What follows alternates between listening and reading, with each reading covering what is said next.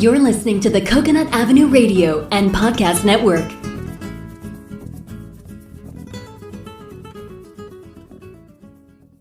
Welcome to Out There on the Edge of Everything, the show that examines, helps you understand, and effectively deal with the interesting edges of life. Broadcasting now from the virtual C344 studios overlooking the edge of Coconut Avenue is your host, award-winning and best-selling author, Dr. Stephen Lesovich. Hi, this is Dr. Stephen Lesovich out there on the edge of everything. This episode is entitled, What is your onboarding process? One buzzword I'm seeing a lot lately is onboarding. Onboarding is defined as the action or process of integrating a new employee into an organization.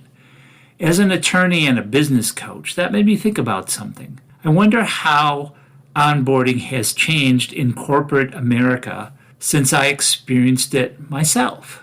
Let me tell you another true story. In my previous career as a professional software engineer, I worked for two tech companies, AT&T, Bell Laboratories, and US Robotics, both located in the suburbs of the city of Chicago. AT&T Bell Labs was part of the old Bell System monopoly and is credited for the development of radio astronomy, the transistor, the laser, photovoltaic cells, charge-coupled devices, information theory, the Unix operating system, and the C and C++ programming languages.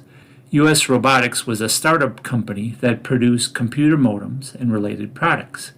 At that time, US Robotics was selling computer modems operating at 300 baud to connect to networks. I went through two very different but similar onboarding processes in those days. At that time, the AT&T Bell Labs onboarding procedure was very well defined.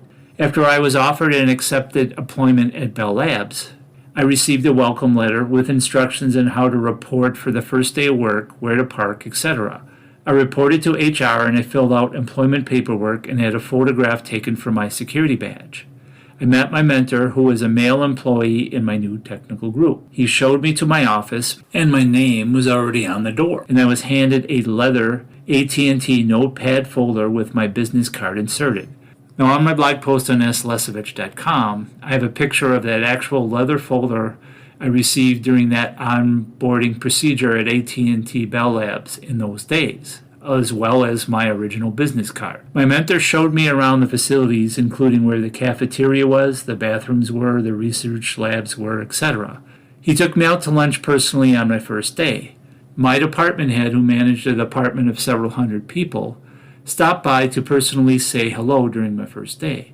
On my second day, my supervisor took me out to lunch personally and sent out a company memo introducing me as a new employee. It was a practice of the lab director, who managed several thousand people, to write a personal handwritten note to each new employee at AT&T Bell Labs, and to stop by and say hello to personally deliver the note. At US Robotics, the onboarding procedure was slightly different, but also very well defined. I received the same kind of welcome letter, did the same HR visit, etc. However, at US Robotics, I was assigned a mentor who was a female employee who was not in my new technical group.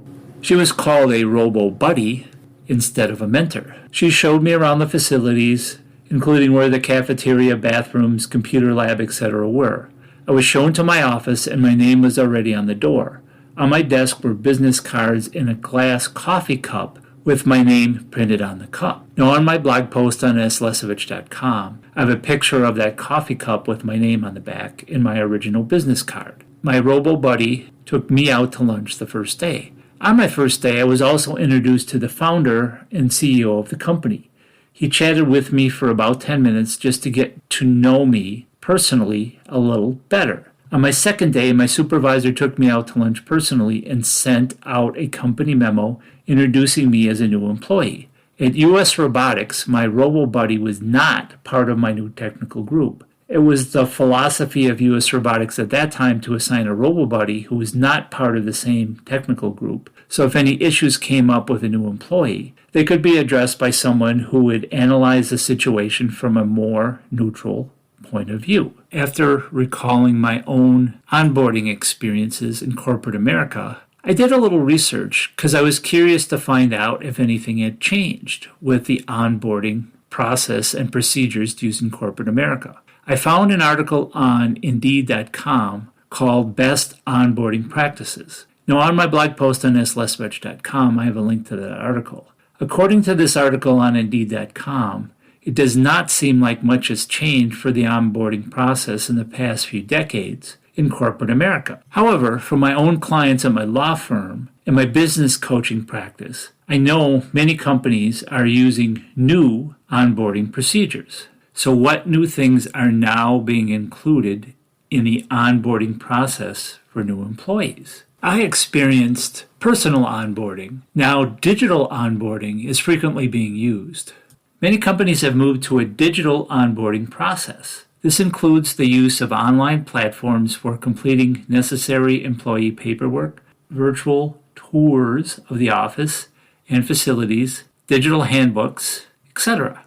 The digital onboarding provides immediate access to online resources and also includes formal and informal interactions with new colleagues over video calls. Many companies now have a hybrid process that includes digital onboarding for completing electronic forms, etc., and still includes a personal onboarding process with actual in-person human interaction and giving new employees modern company swag instead of a coffee cup, business cards, or a leather folder with a notepad. As an example, I have a client who uses digital onboarding but still does in-person onboarding and gives new hires modern company swag such as water bottles, cell phone holders for their desk and vehicles, headphones, earbuds, backpacks, etc. Cell phone policies are now being included during onboarding.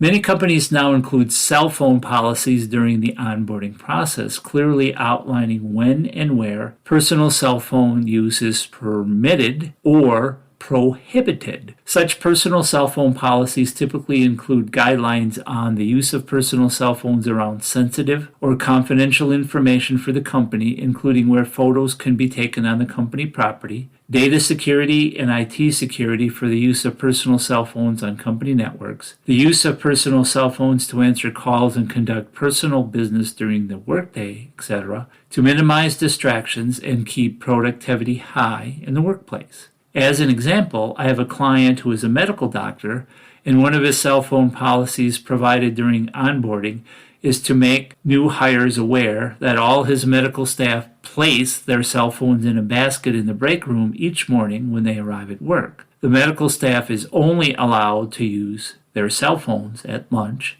and on breaks. Social media policies are also being included during onboarding.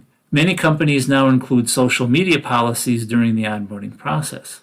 Social media policies include training on how to use their own personal social media accounts in the workplace and teaching new hires how to use the company's social media accounts to become employee influencers for the company. New hires are taught how to create, post, comment on, and share social media content for the company. According to one study, when social media policies are part of the onboarding process, new hires develop a better understanding of the company, quickly integrate themselves into the company and its culture, develop a sense of being part of a team, and are more likely to continue their employment with the company, leading to better retention rates for new hires. As an example, I have one client that encourages all new hires to follow all existing employees on their personal social media accounts and all of the company social media accounts, and encourages all existing employees to follow all new hires on their personal social media accounts as well. This creates new followers and new connections on all the company, new hire, and existing employees' social media accounts, creating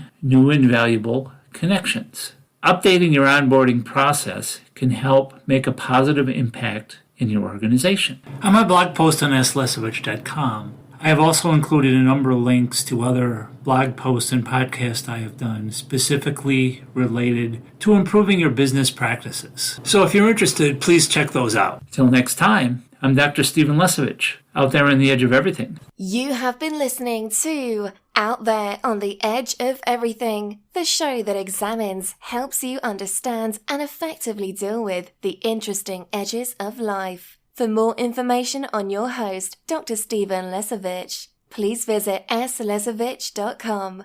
For more information on prior and future shows, please visit coconutavenueradio.net. This is the Coconut Avenue Radio and Podcast Network.